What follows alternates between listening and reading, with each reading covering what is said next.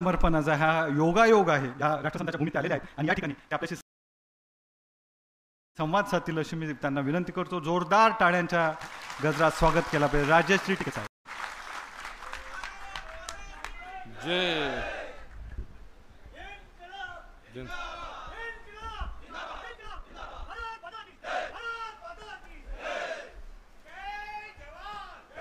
किसान, जय किसान. आप सभी का धन्यवाद. जिस जमीन पर आए उस जमीन का जयकारा लगा लो. जिस जमीन पे आंदोलन है तो जय महाराष्ट्र से हम शुरुआत करते हैं, क्योंकि महाराष्ट्र की धरती है, ये शिवाजी की धरती है और शिवाजी संबंध अपनी खाप पंचायतों से रहा है, अपने परिवार से रहा है. जो कुश्ती महाराष्ट्र में लगते हैं वही कुश्ती हरियाणा और उत्तर प्रदेश में लड़ते हैं. तो इतनी दूर कुश्ती का संबंध कैसे हुआ? कुश्ती का संबंध ये रहा कि शिवाजी महाराज जी का वहां पे जो खाप पंचायत थी उनका तालमेल था, तो इसलिए महाराष्ट्र, यूपी और हरियाणा का तालमेल लड़ाई में इकट्ठा रहा है.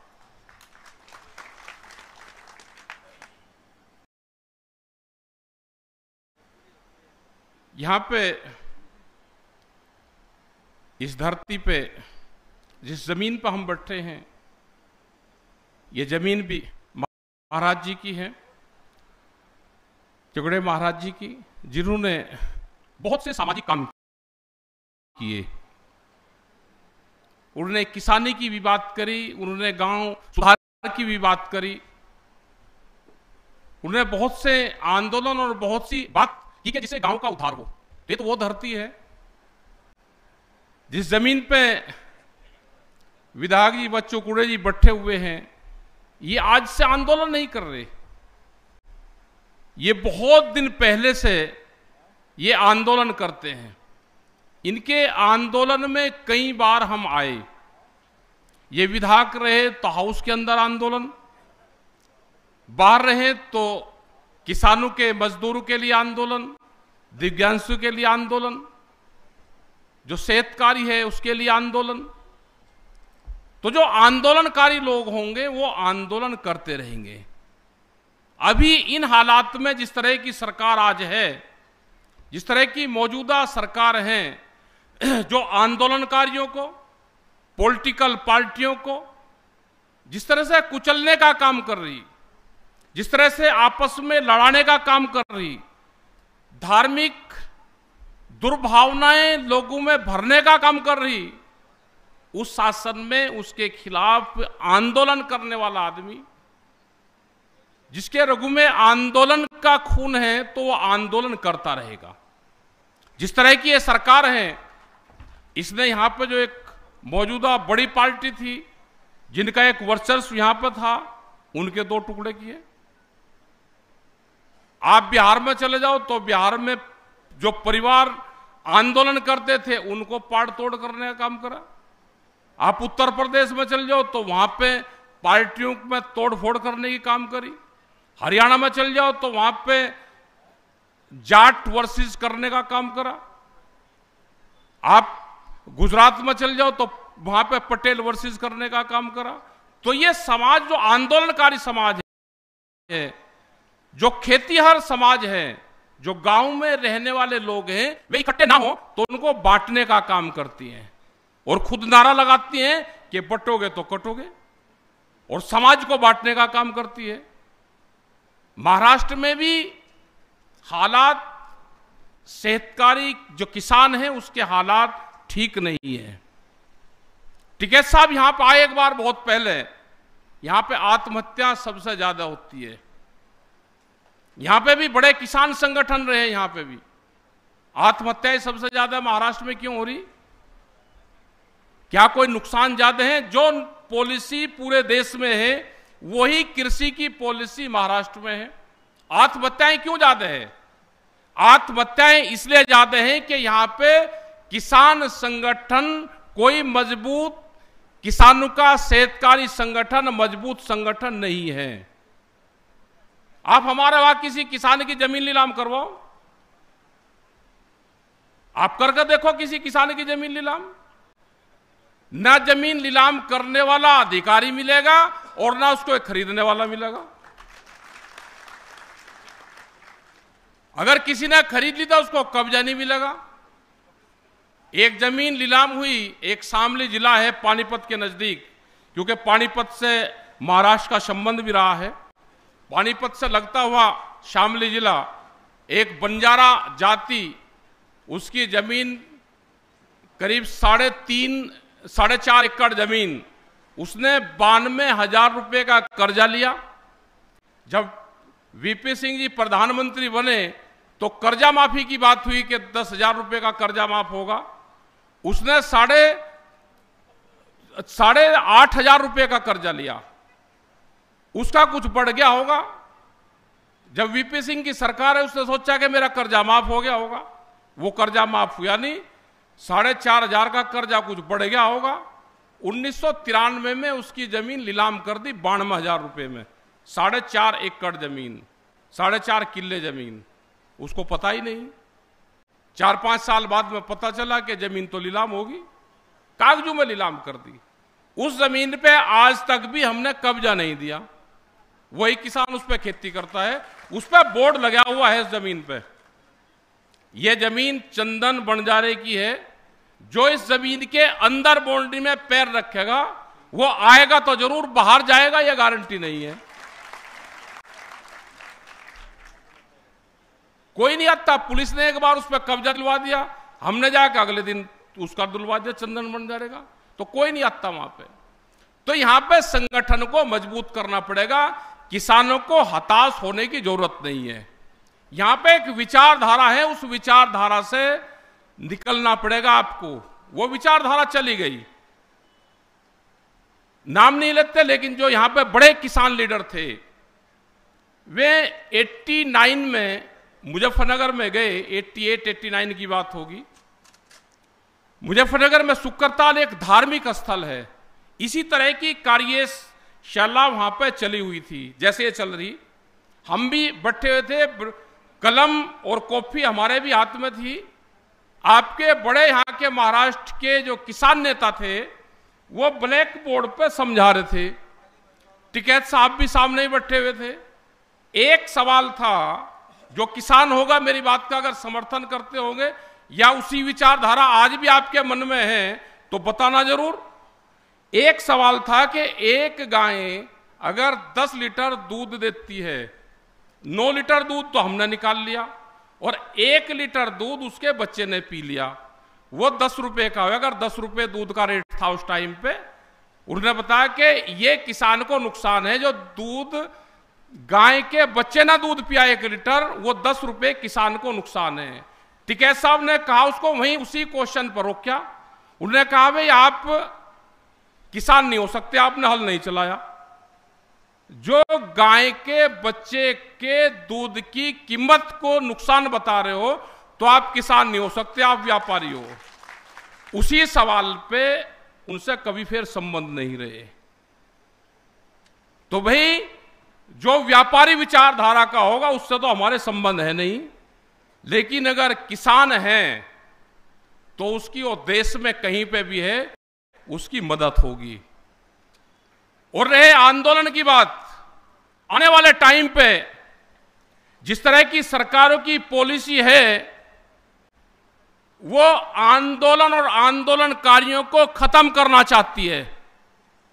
आने वाले टाइम पे आंदोलन करने वाले लोग, जैसे सीड नहीं बचता, सीड बीज, उसको बचाने की जरूरत है। तो आंदोलनकारी लोग कहीं कहीं बचेंगे, बीज की तरह से बचेंगे, उनको सुरक्षित रखने की जरूरत है। तो बच्चू कूड़े भी उसमें से एक हैं। बहुत मुसीबत आएगी, आंदोलन तोड़ने की आएगी, लालच की आएगी, लाभ की आएगी, डराने की आएगी, घर परिवार की प्रॉपर्टी तोड़ने की आएगी, सब चीज आएगी। अगर उस सिस्टम से उभर गए तो भाई बीज तो नष्ट नहीं होना चाहिए, बीज को बचाने की हमको सबको जरूरत है। तो आंदोलनकारी कहीं कहीं बचेंगे और फिर निर्माण होगा। क्योंकि आज की जो हालात है पूरे देश में, आज है पूंजीवाद को बढ़ावा दिया जा रहा है। हम तो झेल रहे हैं बहुत, वहां पे उनका मुकाबला भी कर रहे हैं। पूंजीवाद क्या है कि यहां पे जो आप ट्रैक्टर ले रहे हो, कितने किसानों के पास में ट्रैक्टर है, जरा हाथ उठा देना।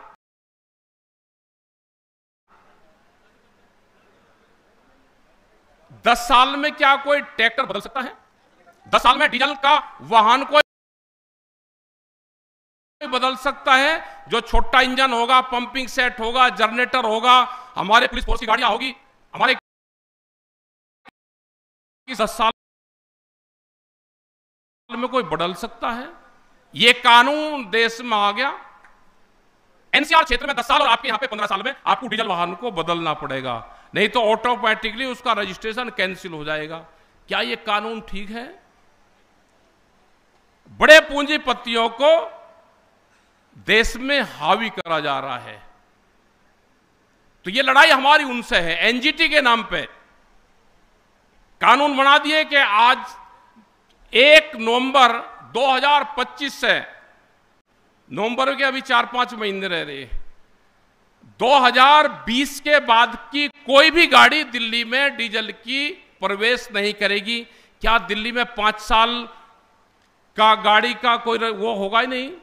2020 से पहले कोई गाड़ी दिल्ली में जा नहीं सकती। क्या यह कानून ठीक है? तो इस कानून के खिलाफ लड़ाई है। आप तो दिल्ली से दूर हो, लेकिन हमने उस दिल्ली का इलाज करा, उस सरकार का इलाज करा और नाक में नतेल घाल के रखी 13 महीने तक। वो अकेले हमने नहीं किया, देश के किसानों की विचारधारा ने किया। एक देश की राजधानी को 13 महीने तक घेर कर रखा, घेर के उसमें नाक में नतेल घाल कर रखा जैसे बैल के रखते हैं। और आज भी बड़ी लड़ाई लड़ रही है, लेकिन सरकार अपना काम कर रही। सरकार किसान संगठनों को तोड़ रही, अपने सरकारी किसान संगठन बना रही, जातिगत किसान संगठन बना रही है, फसलों के अलग अलग संगठन बना रही है। वो तोड़फोड़ करने में सरकार भी लग रही। जैसे पॉलिटिकल पार्टी को तोड़ती है, ऐसे ही किसान संगठनों को भी तोड़ने में लगी हुई है। लेकिन जो हमारी विचारधारा के लोग होंगे, जो किसान, गांव, गरीब, आदिवासी की विचारधारा के लोग होंगे, वे लोग मूवमेंट के लोग हैं, मूवमेंट में रहेंगे। आने वाले टाइम पे जो क्रांति देश में होगी, वो वैचारिक क्रांति होगी। विचार से उत्पन्न क्रांति ही देश में क्रांति ला सकती है।